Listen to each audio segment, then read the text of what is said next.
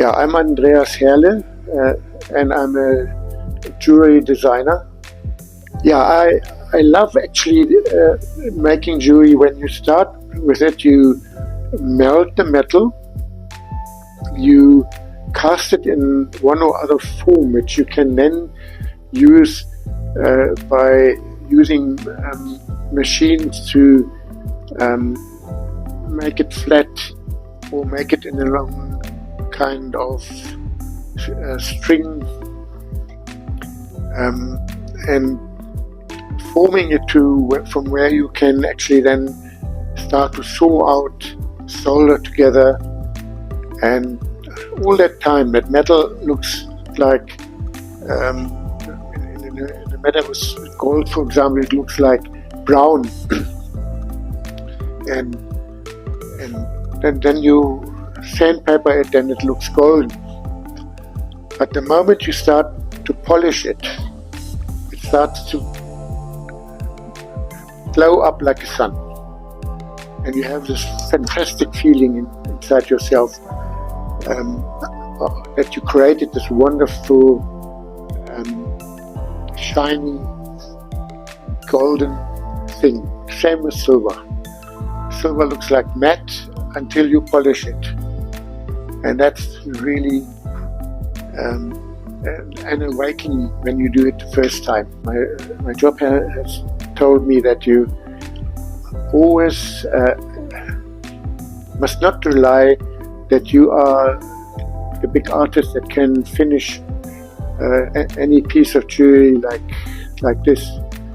There are always times when you feel this time you didn't perform that well, and you may have to make a piece of jewelry again, although it costs you money and time. And it's important that you bring the best out, the best for the client, the best for the jewelry. Successful situation is when you make a ring for a client, or let's say not yourself but a colleague of yours, and then the stone falls out. That's when you bury your head in your hands and you replace the stone and try to get the client happy again. But that luckily didn't happen very often.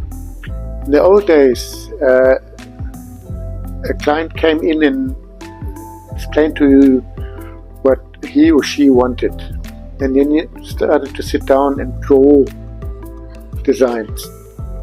And in the old days, that was a lot of time. And when the client didn't like your design, you started all over again from scratch. Today, I do it with a computer. So I have lots of galleries with stones, with rings, parts of rings, but I can also get ideas from the internet. Yeah, the most rewarding is a long story I try to make short. We started to sponsor Miss Namibia, and one of the Miss Namibia's won a 1-carat diamond ring.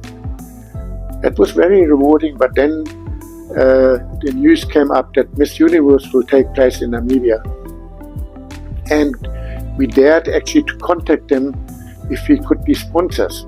And then they said, yeah, they need a Namibian international sponsor, and we enjoyed it. And the then time Prime Minister Hage Geingob made it an effort of himself to promote us as well, because he was very happy that we did it for the country, not only for us.